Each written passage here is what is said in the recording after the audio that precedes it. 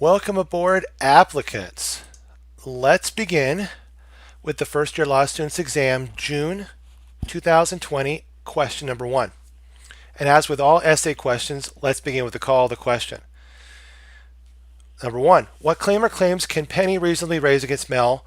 What arguments can Mel reasonably make?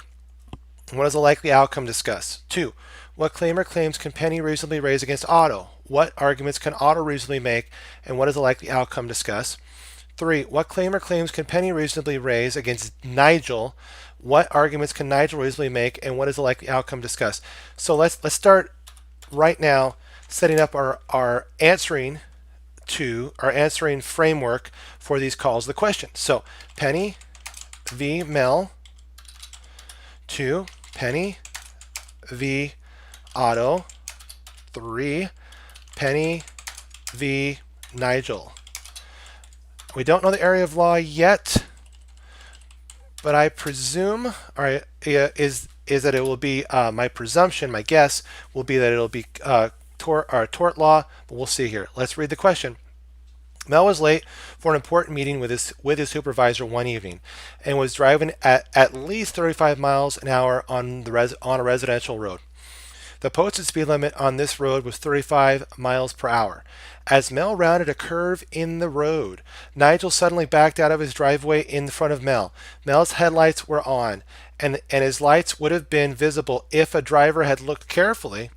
To avoid hitting Nigel's car, Mel both braked hard and turned into the center of the street, crossing a yellow no passing line and partially entered the lane of oncoming traffic.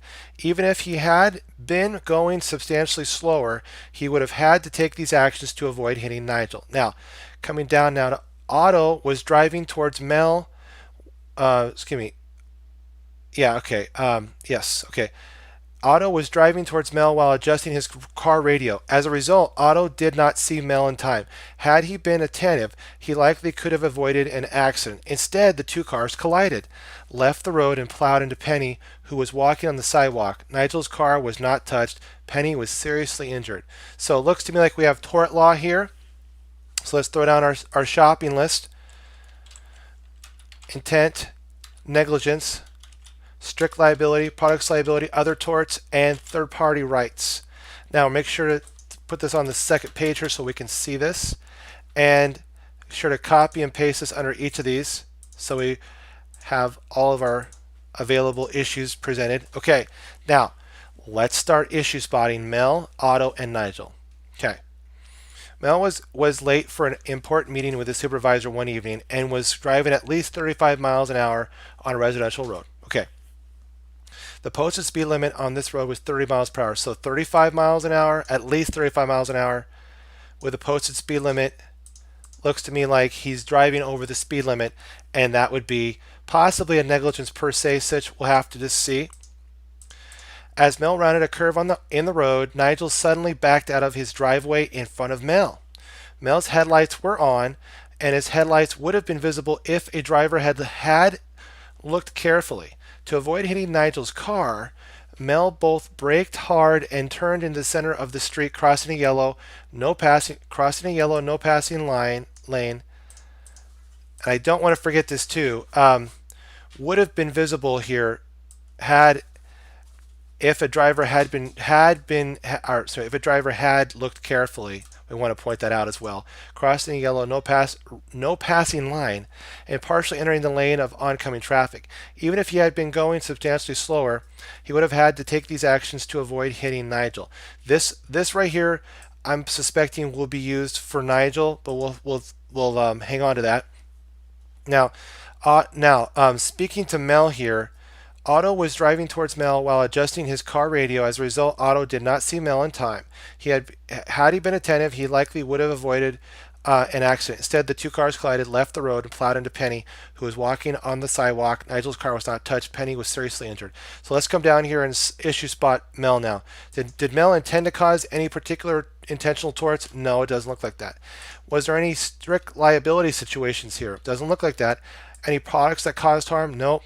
Any other torts? Nope. Any third-party related issues? We might, because we're dealing with multiple defendants here, but we'll probably throw in joint and several liability as a follow-up idea here. And don't forget, we're dealing with joint and several liability. We have contribution and indemnification. Okay. Now, but under, oh, make sure I got that spelled correctly. Thank you for your patience. Negligence here. Remember, under our negligence, we've got duty. Particular duty is that whom the duty is owed. And also now we've got duty, excuse me, general duty. And this would be as to the reasonable driver. And also at this point, we want to make sure to throw in the standard of care. In this instance, let's see, the general duty would be as to a reasonable driver. The standard of care, I think we could leave that out at this point and just put in negligence per se. Well, actually, you know what? Standard of care here. I'm going to throw in reasonably prudent person.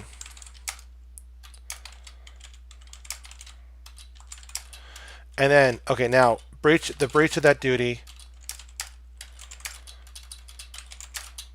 This is where we'll throw in negligence per se, because he was traveling over the speed limit. Remember, on negligence per, oh, is there a Cardozo Andrews? Excellent, very good, absolutely correct. Zone of danger, and and remember, the zone of danger versus duty to the world at large. Even if Penny was not in the zone of danger, okay, which I think she could, I think it could be argued that she was. Mel would owe a duty through Andrews to the world at large. So there would still be Penny would still be owed a duty. What type of duty would be a general duty as to a reasonable driver? And what standard of care would that be? It'd be a reasonably prudent person standard of care. Now, but the breach of that duty, though, negligence per se, we first are looking to the type of harm. Okay, make sure to come down here. There we go. Oh, I don't know. Let me bring that in. There we go, right there. Type of harm prevented. This one here would be class of plaintiffs, class of parties protected, and that the defendant has no excuse for their conduct. Okay, so okay, this one, type of harm prevented.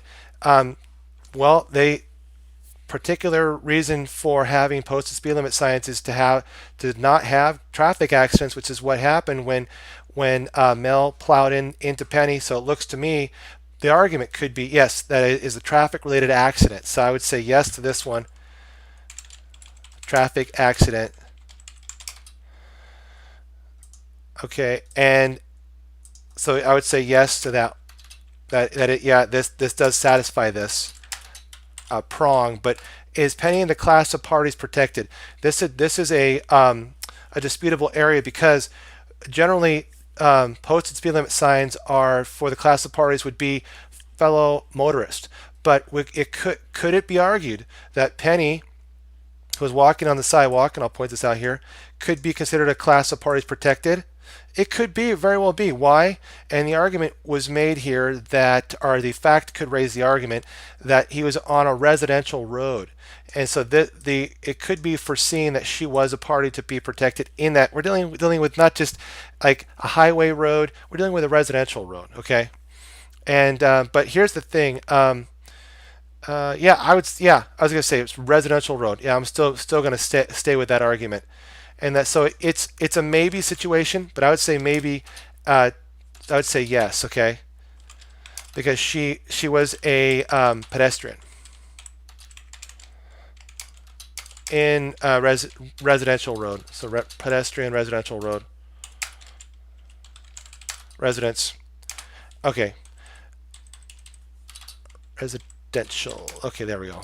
And then I'd say yes on that one. The defendant has no excuse. No.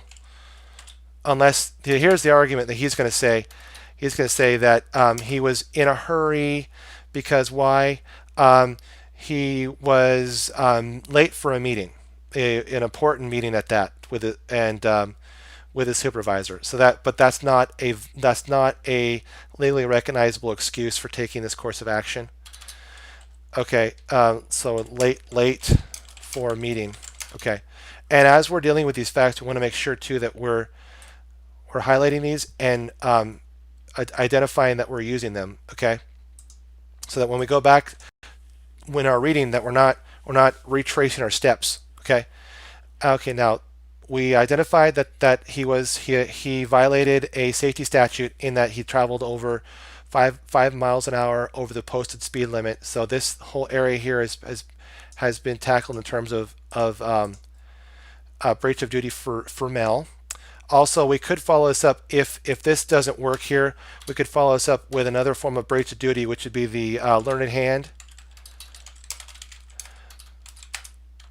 B is less than P times L, which is another way of saying whether or not his conduct was reasonable. And what would the risk versus the benefit analysis is what we're looking here. Was the risk of harm driving over the 5 miles an hour over the speed limit is way greater than the benefit of getting there sooner. And on top of that, we talked about the negligence per se aspect, but this here, he's going to say that the benefit of getting there would allow him to have gotten to the meeting on time. However, the risk, number one, he's traveling 35 miles an hour residential area. Number two, he's traveling in an automobile, and the possibility, the automobile, there's the seriousness of him bumping into somebody would be great. Therefore, this is indeed an unreasonable action taken by Mel. There's your breach of duty. Follow up if indeed this aspect here in a class of parties protected doesn't apply for negligence per se. Okay, so there was indeed a breach of duty. Now, after that, we're going to talk about actual cause. And this is what we're going to get, but for test. Now, remember here under but for test, but for what?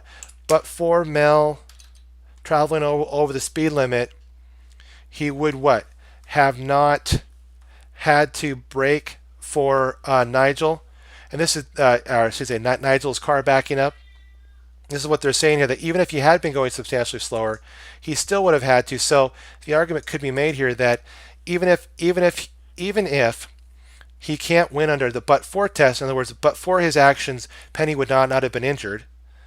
Okay, which is arguable because but for him observing the speed limit, it is well, that actually, you know what?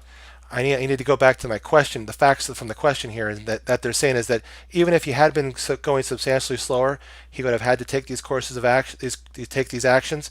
So that would have actually defeated our but-for test, because even but for him observing the speed limit, he still would have had to brake for Nigel, brake hard, and turn in the center of the street. Okay, and so that's something we want to not forget to bring up, because even if we don't have but for test, he could still possibly get actual cause, which is factual cause, through the substantial factor.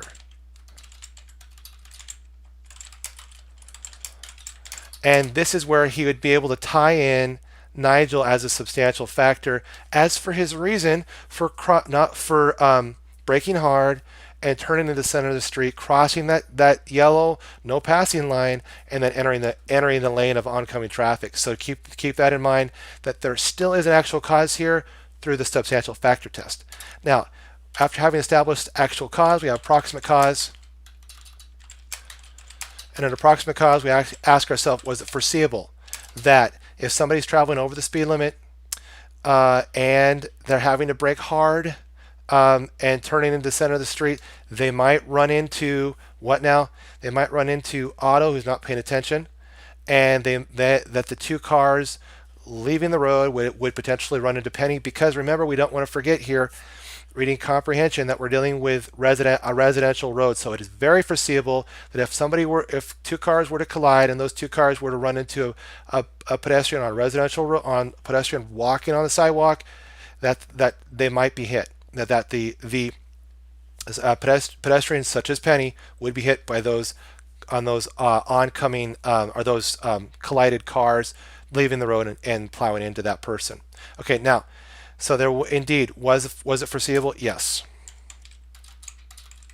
Now, now we have an intervening. Do we have any intervening events here? Absolutely. But remember here, the intervening event would be Nigel and Otto.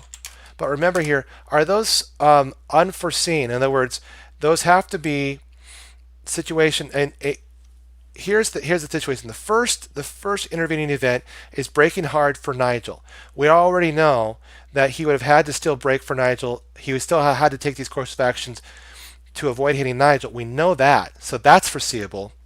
Even if it were considered an intervening event, it's still one of those foreseeable independents. Okay, having gone through indirect, independent is still foreseeable. Okay, now the number two though is Otto.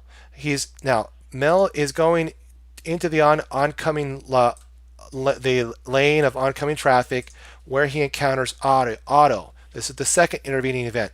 Is this intervening event a foreseeable intervening event? Absolutely. Why? Because Otto is not paying attention, and Mel is what? He is. See, it's right here. It says Mel had seen Mel in time. Two cars collided. Okay, it is very foreseeable here. I believe that as Mel broke hard, he's entering that oncoming lane of traffic. He could potentially run into Otto, and those two cars could potentially collide into Penny.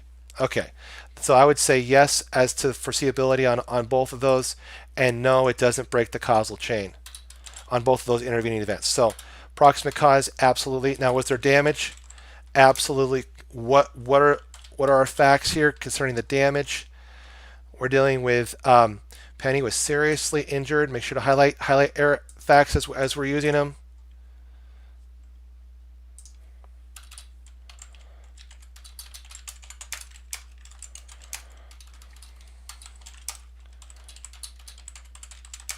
Okay, now, and remember to put in general damages, pain and suffering, loss of ability to enjoy life.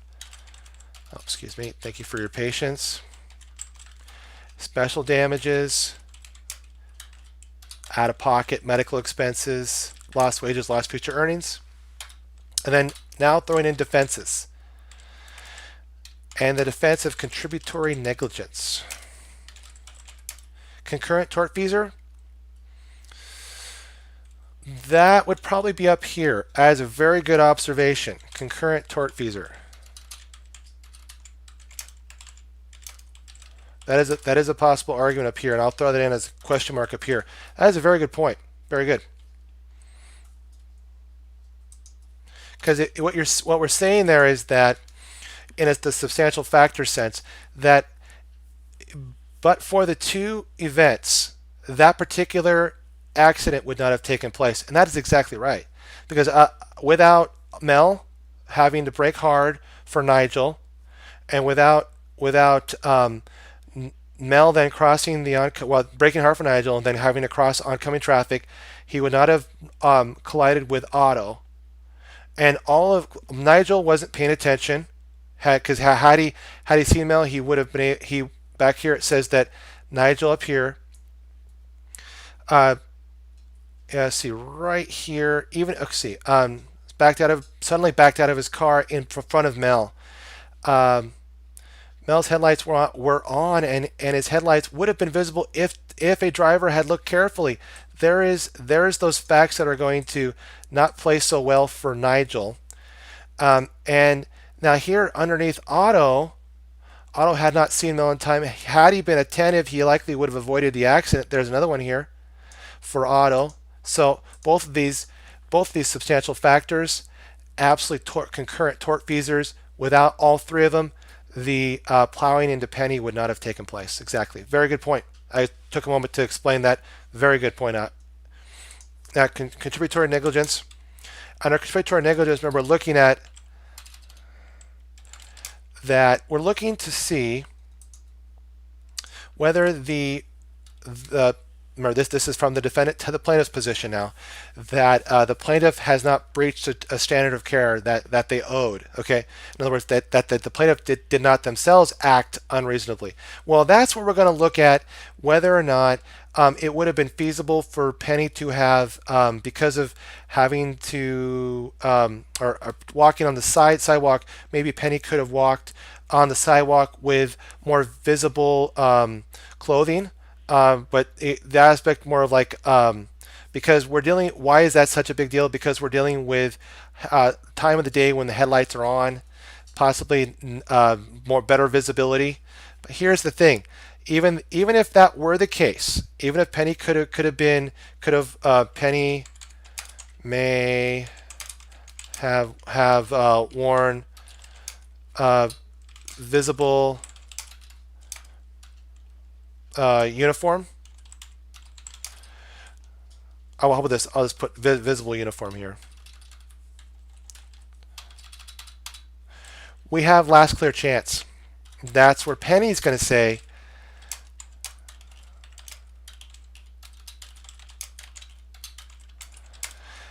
even if I would have taken that course of conduct, wore the visible uniform, you defendant here, you had the last clear chance to avoid the incident in the first place, and you didn't take it.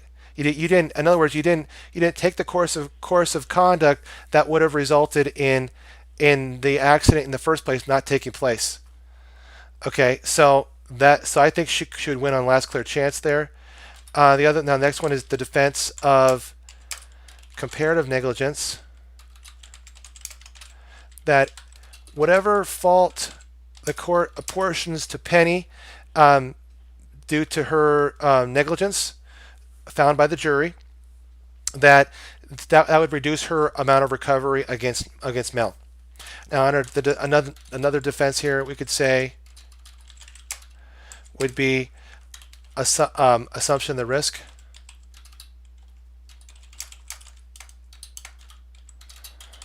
Okay, and that would be, was Penny aware of a risk, and she voluntarily assumed such risk regardless of the particular outcome, and that would be walking on the sidewalk and during the time of day that she was walking without a more visible uniform on. That's possible, but here's the thing: would that have stopped the two cars colliding, leaving the road, and plowing into her?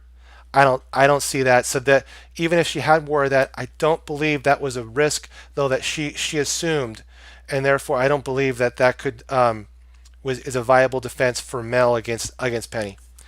So no, I don't think that's correct. So now going down here, joint several liability. What the argument can be made by Mel that whatever amount that he whatever amount that he overpays, he could receive in contribution from Otto or Nigel. Okay, and then throwing in a quick little indemnification argument saying that it doesn't apply. Okay, now same argument here for Otto, though, for negligence. Remember here, would make sure, and just remember supering our rule statement.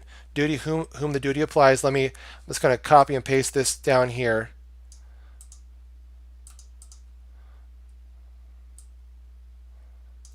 All right, here. Thank you for your patience. Okay, now, whom duty is owed. We talk about the zone of danger aspect.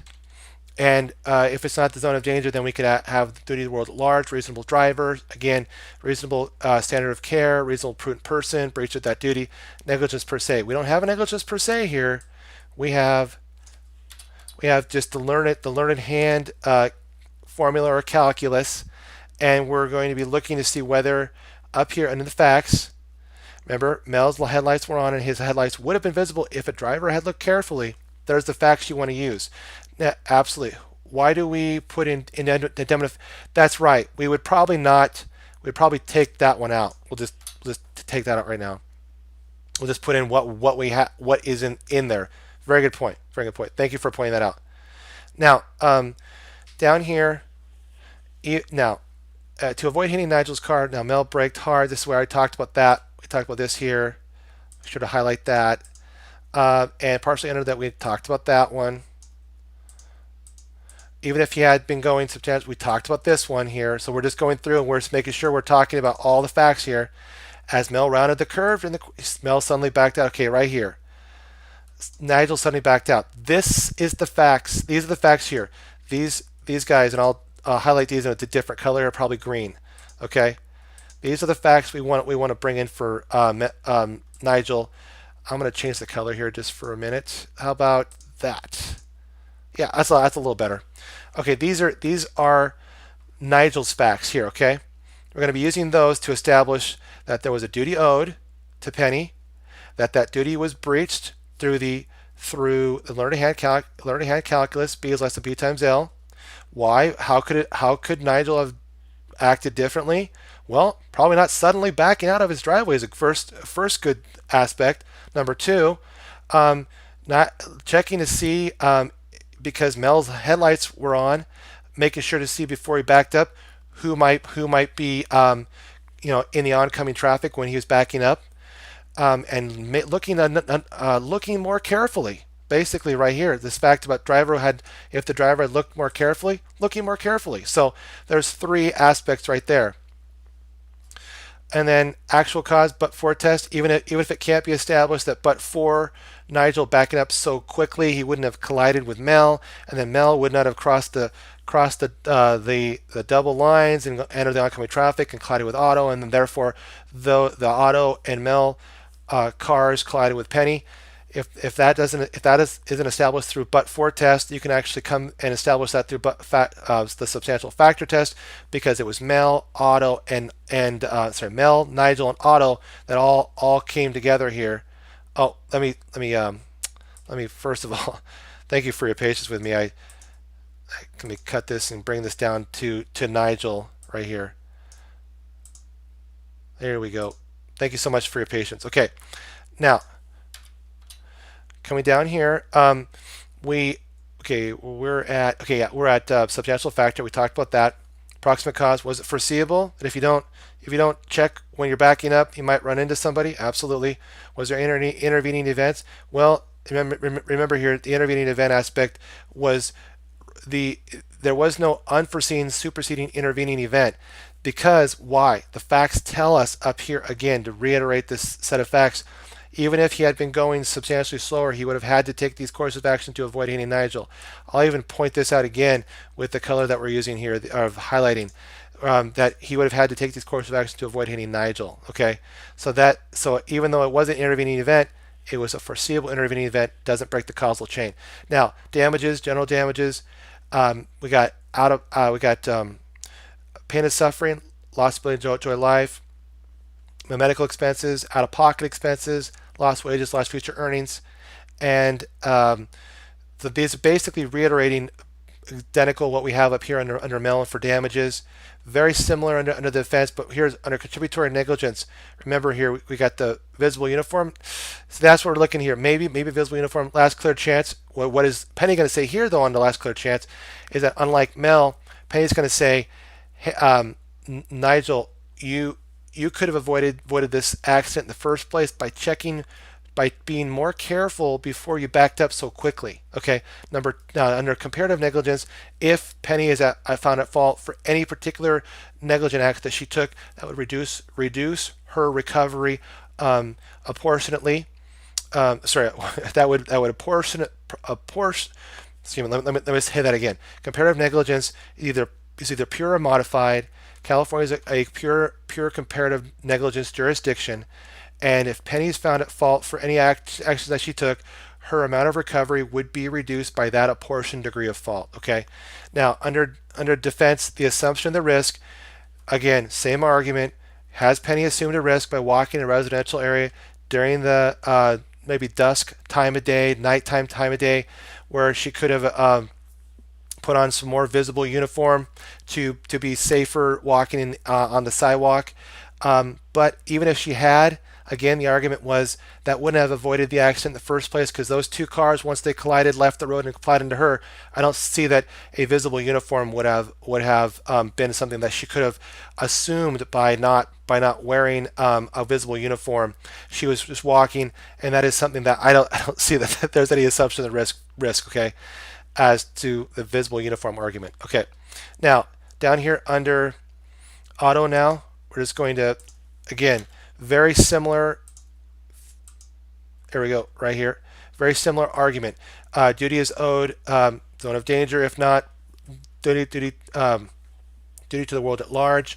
The general duty reasonable driver. Now let's talk up here and talk about when we get to after standard of care, reasonably prudent person. Let's talk about the learned hand calculus up here for Otto.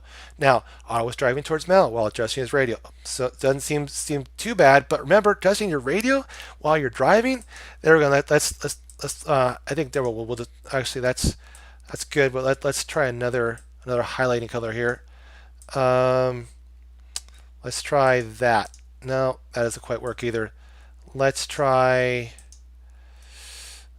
Let's try that one then. Okay, there we go. No, so we got Otto here. Adjusting your radio while you're driving. That doesn't seem like a reasonable thing to do while you're driving a car.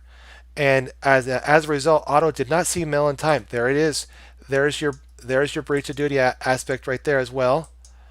And so now we have, had he been attentive, there it is. Had he been attentive, he likely would have avoided the accident. There's even an argument that Penny could bring up under last clear chance for a possible defense when we get down to the defenses. Make sure to continue to go through our facts, highlight as we're using them. Instead, the two cars collided, left the road, and plowed into Penny. He was walking on the sidewalk. This is that aspect that we're going to be using. Have used a lot in that argument about contributory negligence and last clear chance, which neither one will actually work here.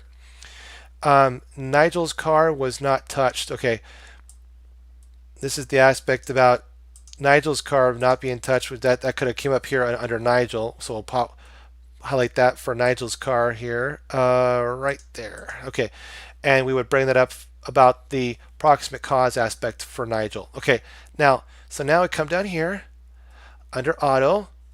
Okay, reasonable. Was it reasonable to adjust your radio while you're driving? No, because the benefit of being able to adjust the radio does not outweigh the risk of running into an oncoming motorist, which did take place, and then actual cause. But for him adjusting the radio, this is one instance I think but for could apply. But for him adjusting the radio, he possibly would have seen Mel in time and not collided with Mel.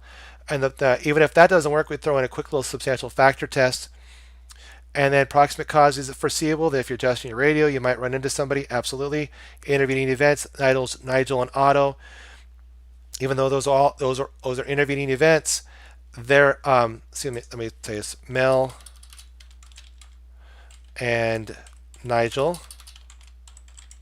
Let me come down here and grab this here. The intervening events here were going to be Mel and Otto. Thank you for your patience on that one. Now, intervening events, even though they're intervening events, they're foreseeable intervening events. There's no breaking in the causal chain. Damages, Penny was seriously injured. General damages, pain and suffering, same as Nigel, same as Mel.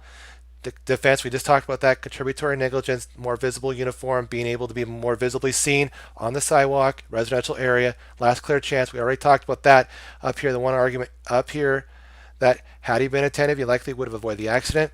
Very good argument that Penny could bring up against him in last clear chance. And then comparative negligence, whatever, in a pure comparative negligence jurisdiction like California, Penny, whatever amount of negligence found that Penny has was for her conduct, that would reduce her amount of recovery.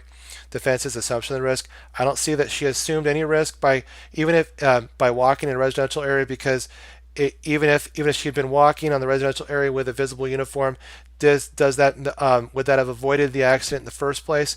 I don't see that, because the two cars collided, left the road, plowed into Penny, who was walking on the sidewalk. So there's no indication as to whether or not a visible uniform might have avoided that accident in the first place. So or whether she assumed a risk that not having a visible uniform, she caused that or she assumed the risk that she might be ran into. I don't see that. Okay, now I see that now. I think we've pretty much tackled all these, and we made sure to use all the facts. Good job. All right, excellent. Go team. Okay, now let's go to our next question here. Now let's bring this up here. Go to the top. Now, this is where the first year law students exam, June 2005, question number 1. As with all of our essay questions, let's begin with the call. The question: what crimes, if any, did Tom commit? Explain fully. Let's start answering our call. The question now: crimes of Tom. Oh, question mark. There we go. And let's make sure to state v. Tom. We know our area of law: criminal law, murder, structure, theft, crimes against the person. Oh, thank you for your patience again. Solicitation, conspiracy, attempt, and defenses. Let's bring this to the next page so we can, when we issue spot, we can just start filling in. Okay, start reading the question now. Bill and Tom worked together as drivers for Ajax Armored Car Co. After Bill reported Tom to the company's management for violating a company policy, the company fired Tom. Angered that Bill had snitched on him, Tom decided to get even with Bill. Bill brought a pistol. Now remember, this is all just at this point right now, support facts. Okay, we don't know quite yet where it fits, but it will fit somewhere. Tom brought a pistol. Bought a pistol, some ammunition, and rubber mask to use as a disguise. Expecting that Tom would follow the same route and schedule that had been in effect before Tom was fired, Tom hid behind a newsstand near a bank where the armored car ordinarily picked up the bank's daily receipts. He intended to put on the mask and rob Bill at gunpoint as he emerged from the bank. So this was his intent here. Let me put this down here. With the bags of money. So here we go. Right here. Make sure to highlight all this. Okay, as it turned out, the company had altered the pickup schedule so that the armored car had come and gone by the time Tom arrived at the location. Now, here's the thing. Okay, he intended to put. Okay, so we're looking at this point here. We have attempted robbery because as it turned out that this was an unsuccessful robbery. And okay, so should have point this out here. Attempted robbery. Okay, now even more irate that he had missed this opportunity, Tom decided he would make a bomb, follow Bill's armored car, plant the bomb under the car at a time when Bill was inside the bank picking up money, and detonate the bomb from a remote location as soon as Bill re-entered the car. Bill bought right, exactly. Yeah, exactly right. I want to make sure to point out of impossibility. Factual mistake. Or sorry, factual impossibility. There we go. Thank you for your patience on that one. Okay, factual impossibility. Yep.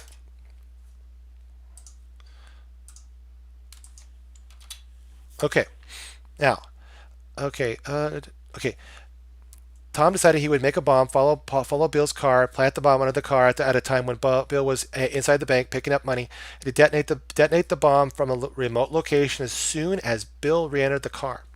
Tom bought a book that contained instructions for making a bomb that would be powerful enough to completely destroy an armored car, purchased the necessary explosives and detonation materials, began to assemble the bomb in the garage attached to the house where he rented a room from the owner who also resided there. While he was assembling the bomb, Tom inadvertently ignited the materials, causing an explosion and fire that resulted in burning down the house and garage. So we got first, he was making his bomb for what? He was going to, what could it be attempted robbery? That's for the robbery. That's exactly right. That's exactly what we have here, attempted robbery. But remember, when he's making the bomb, I see that it's attempted murder of Bill here, and then premeditation, deliberation. Very good point too as well. But here's the thing. Oh right, I see what you're saying. Very good point. Very good point. Specific intent to kill.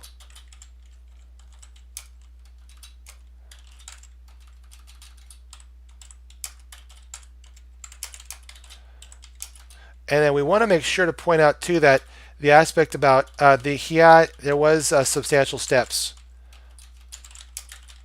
And we're going to point that out here in a minute. Remember too that what happened at the very tail end of this is helpful to issue spot some more issues here. And this is burning down the house and garage.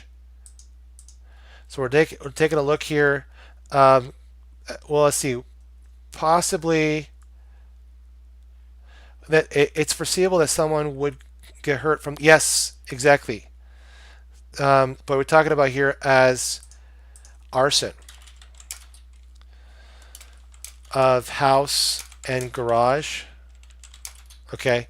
And remember here though, what we're talking is this modern law or common law arson, and that's where I would have to say, because let's come up here and take a look here. Let's see, where did it say about the garage? Okay. Bought a book containing instructions. Okay, completely purchased the necessary assembled in the garage attached to the house. Ah, there it is. That's where I was going to say, I think we have a common law arson here. So I want to make sure to point that out. Yeah. Okay, so right here we're going to say curtilage. Exactly right. So we got the malicious burning. Okay, malicious burning dwelling house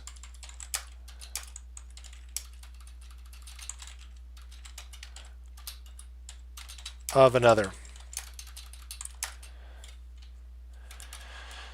Okay, now, okay, I think make sure to when we come up here on attempted robbery, we're throwing in specific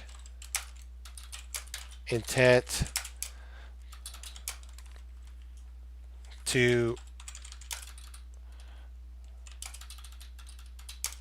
rob Bill, and how do you take it? This is where we're talking about the substantial step.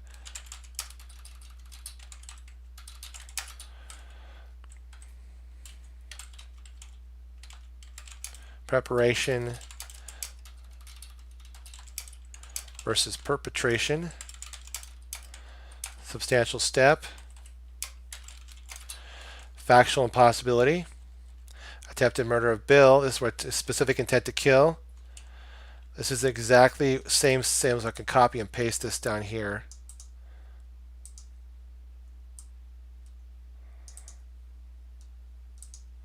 And then arson of the house. Okay, now was there any murder? It doesn't indicate that anybody was killed, so no murder. We talked about the structure.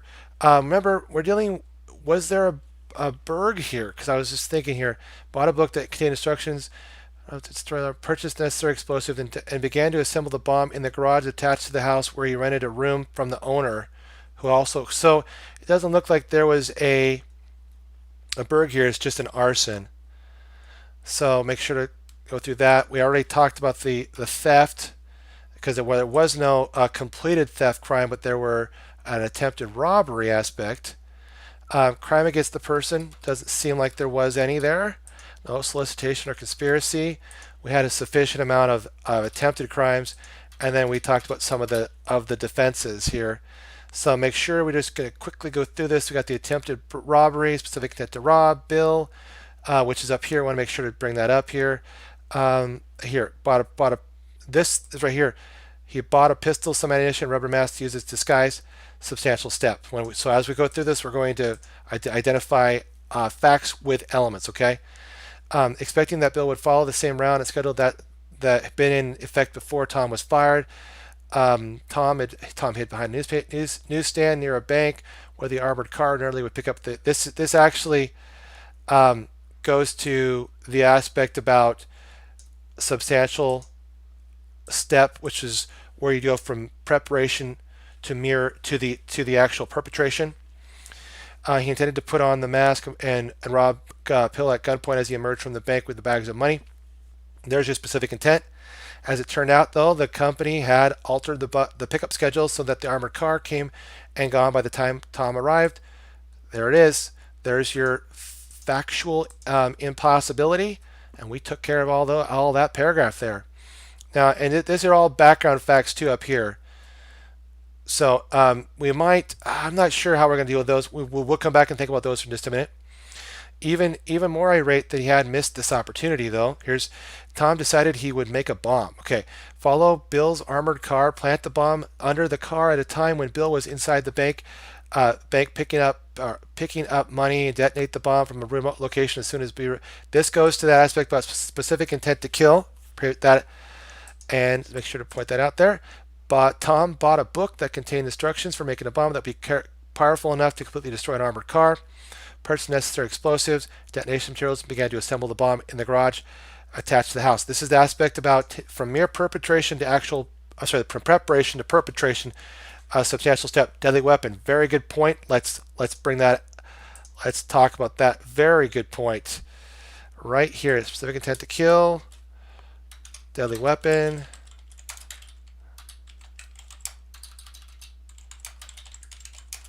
There we go. Which we're going to say was the bomb. Very good. And then, okay, now here, okay, and began to assemble the bomb in the garage attached to the house where he rented a room from the owner who also resided there. So this goes also to that aspect about substantial step, okay, that he had. This is not preparation for something. This is actually into actual perpetration itself. While he was assembling the bomb, again, still going to that aspect about perpetration, substantial step, Tom inadvertently ignited the materials, okay, causing an explosion and fire that resulted in burning down the house and garage. This goes to the inadvertently ignited would go to the malice as to the arson.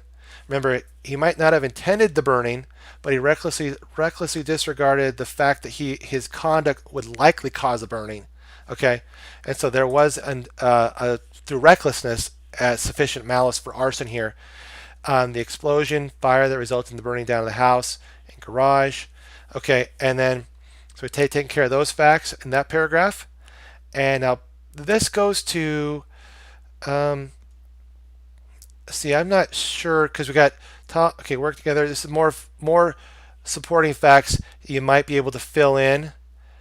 This might go to intent right here for the specific intent. Yeah, these all might actually go into the supporting facts for a specific intent to kill. Okay, for the attempted murder.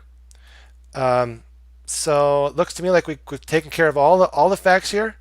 And defenses. That's what we're looking at here. Exactly. Very good point. You don't want to forget that because we got attempted murder of Bill, specific intent, deadly weapon doctrine, preparation, and then we want to talk down here. Well, what happened here? Factual impossibility. We don't want to forget those. Absolutely. Let's make sure to space out our issues here so we can see them. Right here. There we go. Attempted robbery. Make sure to bold and underline. Attempted murder of Bill.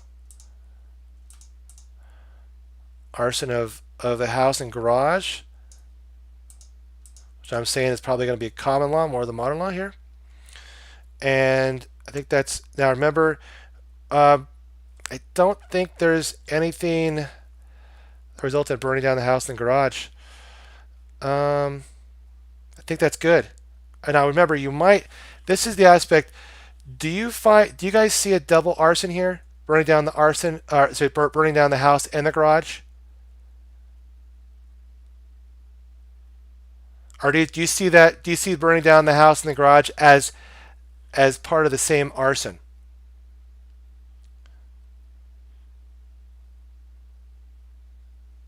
Sorry, I'll put it like this: two or one.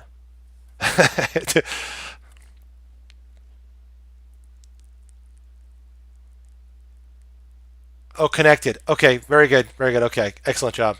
Okay, we'll call it with that. Okay. Hope you had a great time going through this.